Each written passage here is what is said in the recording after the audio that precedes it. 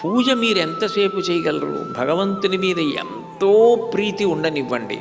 మీరు ఎంత ఉపచారం చేసినా, ఎంత ధ్యానం చేసినా, ఎంత సహస్రనామ స్తోత్రం చేసినా, ఎంత అభిషేకం చేసినా ఒక 3 గంటలు ఉండగలరు.